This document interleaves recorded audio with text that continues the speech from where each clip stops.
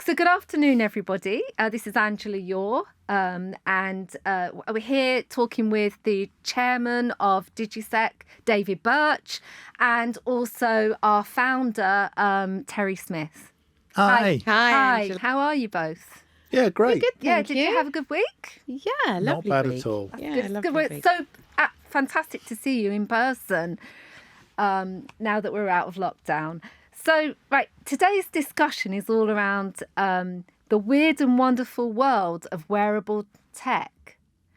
Well, both of you are weird and wonderful. so maybe I could pass over to you on that, because I know from a technology point of view, you're seeing so much with the metaverse and other things that you could sort of start this conversation off for us. Well, look, I would say if you're trying to think about where the technology is going, if you're following the kind of path of innovation at the moment, I think there are really two areas. Yeah. So one is the wearables themselves and the journey from wearables to implantables. And the second is what that links to, the objects as a service thing and the bridge between real and virtual. So those are the two exciting areas to me at the moment. So if you look at the first area, the chips get smaller, the antennas get better, the security gets better. And you go from having key fobs and rings and bracelets to suddenly you're having tiny chips in people's fingernails. You already have people injecting the chips into themselves, what you might call the implantables. Yeah. I think we'll probably see tattoos, magnetic tattoos heading in that direction fairly soon as well. And as that sort of crazier way of people expressing themselves develops, who knows what's going to happen there. Well, I'm thinking one of the things that might happen is weaving the technology into fabric.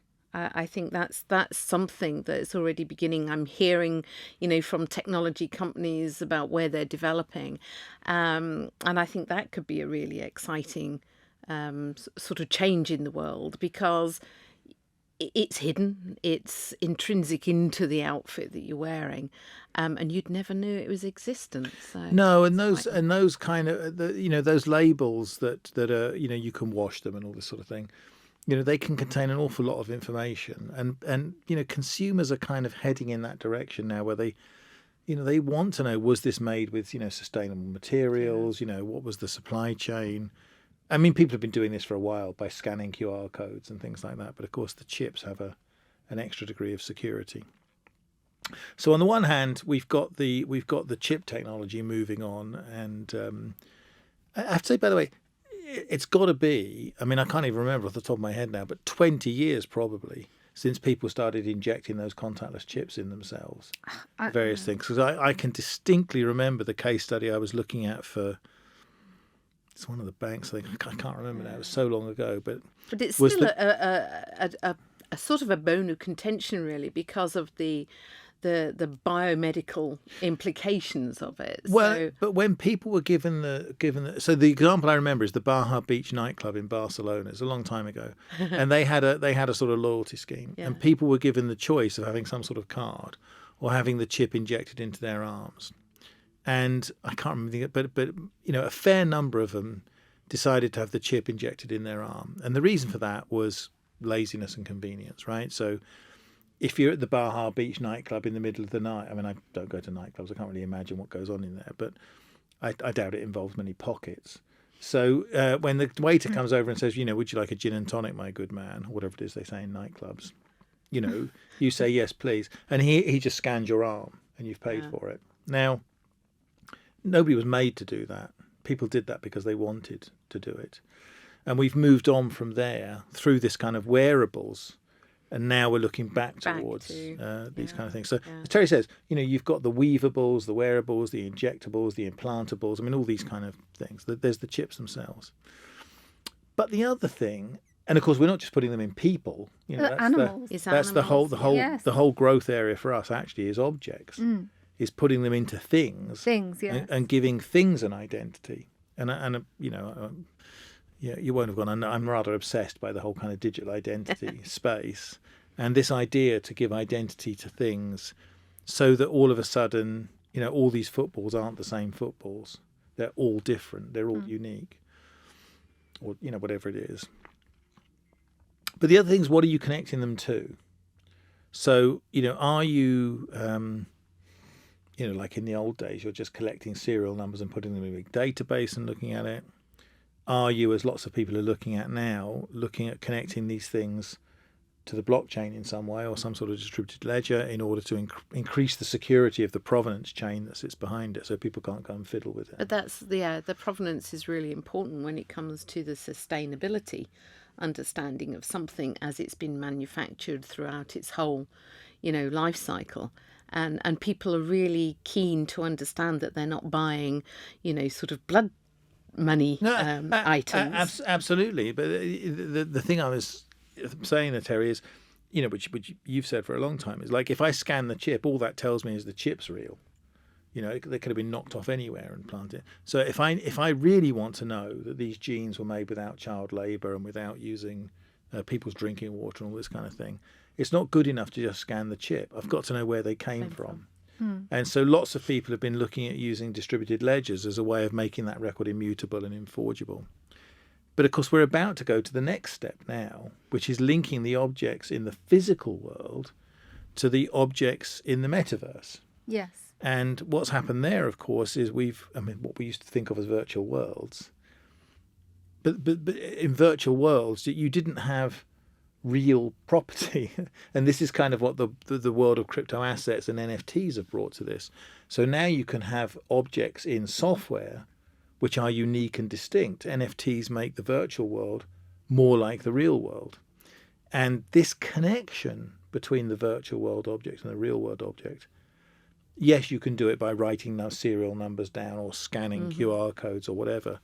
But if you wanted to make it really secure, having a secure microchip in the real world object that's linked to a secure NFT, which is the virtual world object, opens up just an amazing new set of possibilities. And what was the term? Phygital? Phygital, yeah. think for all the fakes will know, they weren't fakes, fraud and all sorts of issues like that should be solved. Well, I think we've been spending a lot of time around the whiteboard on this because it's much more complicated than it seems at first and therefore much more interesting. So I just said, for example, suppose I want to scan your jacket and ask, is that a real or a fake jacket? I would never, I'm a gentleman, I would never do that. But on the first date, maybe I want to know if you're all that. So that sounds like an easy, I'll scan the chip and it'll tell me this was only made with child labour and it used everybody's drinking water and polluted the ground and all that kind of thing. Yeah, but I wouldn't want you to know that it's my Prada jacket. Why would I want you to know that? But the point is, yeah, exactly. But the point is, why should I be allowed to do that? Why should I be allowed to scan your jacket and find out where it came from? That doesn't seem quite right to me. No. And if what's in your jacket is something I can scan, like a QR code, that means it blabs to everybody. Yeah. And that doesn't seem quite right. And if we're going to tighten up on the provenance change, then where that jacket came from and who it belonged to before you. This is personally identifiable information and it needs to be handled. So this is what I'm saying. I can see when you talk about the evolution of the underlying technology, like what you were saying about the weavables, when you talk about that, I can sort of see the business uses for it in the business, and I can see why people want to do that. You've said before about the kind of circular economy. People like that secondary market. The market is definitely changing now because we're far more aware of our planet. Yeah. We're more aware of not wanting to throw things away. Yeah. But the circular economy can only work if it can be validated. Absolutely. And it can only have value if it can be validated. And if you can't do that, then it's not really true to the sustainability and the concept of circularity. No. Now this is mind blowing stuff. No, but the point is, you can imagine that, right? You can. So this is the difference between the two directions. In that direction, we can get around the whiteboard, and we might not have all the answers, but we can see roughly how brands will want to use this stuff. And of course, they've already approached us about some aspects of this. But when you talk about the link between the phygital stuff, the link between the real world and the virtual world, I just can't even begin to imagine the applications that leads to. Imagine you have an object in the physical world, but the only way you can demonstrate ownership of that object is by owning the corresponding NFT in the virtual world. Like, how do I know that's your football? Well, because you've got the NFT which corresponds to it. That's unbelievable. That takes us in amazing directions. But I guess one issue we've had with crypto and Bitcoin is if that's stored on your computer and then somebody throws your computer into the recycling bin. Well, there's other things to solve. I mean, but what this tells me is, guys, is that if I was looking at this area, there's people out there that can see the benefits of bringing these worlds together. I mean, the Banksy sort of digital picture that was sort of destroyed as soon as it was bought. They need to be talking to DIGISEQ, because you guys, your heads are you love a problem, and you love to sort one out. So, this is fascinating, and we need to get people listening to what you have to say on this. So this is just kind of my little desert island disc question here.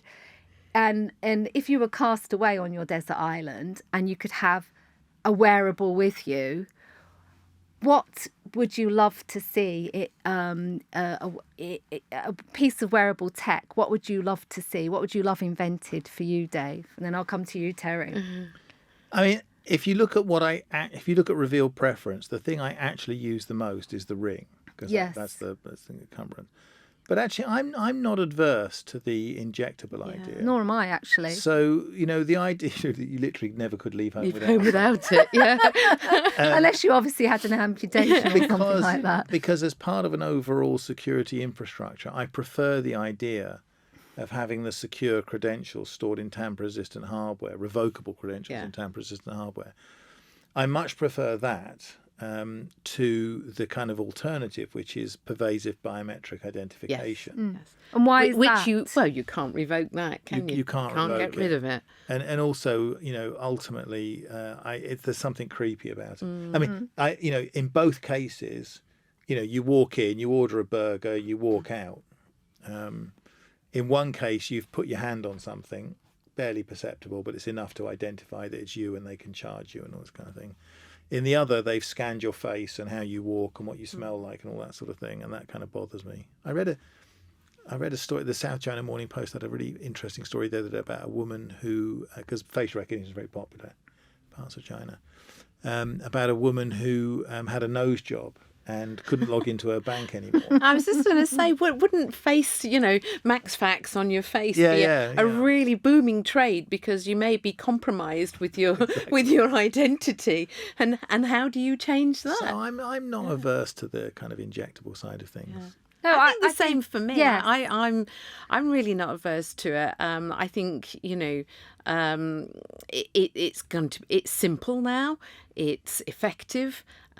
It's non-obtrusive, and it's, as you say, it's always on. So, you don't leave home without it. So I think we can go back to the advert and change the words on it. But I like that. If I was braver like you, Angela, and I mean, those are nice tattoos, I have to say. I might go down that route, because I can imagine a magnetic ink tattoo. If I could fit Phil Foden is the greatest English player of his generation, into a tattoo, and you could pay with that, I would do it without hesitation. Nothing quite like fan. But we're not quite there yet, so I think injectables for me. No, but what we are saying here is we didn't think we'd have wearables, say 10, 15 years ago. And now look where we're at now. We can put technology to create any object into any service. We can do that now. And the Moore's law, the rate and pace of a change is much faster than it's ever been. So, watch this space. We'll be coming back here next year with all sorts to tell. Well, I thought the most exciting thing in that I've ever seen, used way back in 2006, I think it was. When was the Bourne Identity film made? They had a mobile phone with mobile payment on it and an old Nokia, and we used to think that was the most fantastic thing on earth. So things have really changed, and it's not been that many years since then. Thank you, guys. Another wonderful episode. And I'm really looking forward to talking to you next week in new outfits, please. Lovely talking to you. Great stuff, Angela. Cheers. Thank you for listening to DIGISEQ's Takeaway. If you enjoyed today's show, please like, share and subscribe. If you have any questions, please leave a comment or email us at hello@digisec.co.uk. We'll get back to you personally, and we may even bring them to the next episode as well, where we're looking forward to seeing you again. Thank you so much for listening, and we will see you next time. Bye.